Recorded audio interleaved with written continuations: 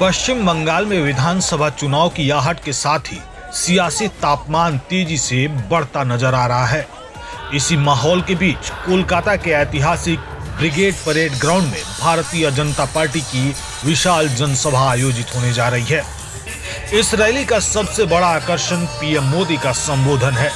भाजपा का कहना है कि इस सभा में राज्य के कोने कोने से बड़ी संख्या में कार्यकर्ता और समर्थक पहुंच रहे हैं। रैली से पहले ही कोलकाता के रेलवे स्टेशनों पर राजनीतिक उत्साह साफ दिखाई दे रहा है।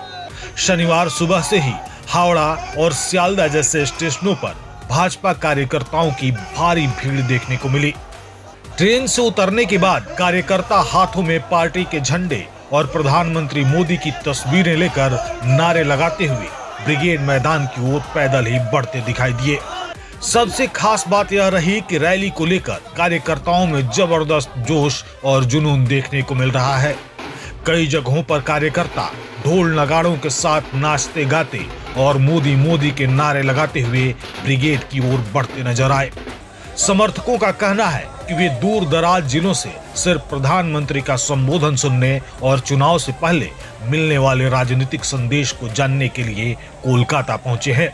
रैली में शामिल होने के लिए दक्षिण बंगाल और सुंदरबन के दूर दराज इलाकों से भी बड़ी संख्या में भाजपा समर्थक आ रहे हैं। जानकारी के मुताबिक सागर, नामखाना और पाथर प्रतिमा जैसे इलाकों से कार्यकर्ता नावों के जरिए नदी पार कर कोलकाता की ओर रवाना हुए।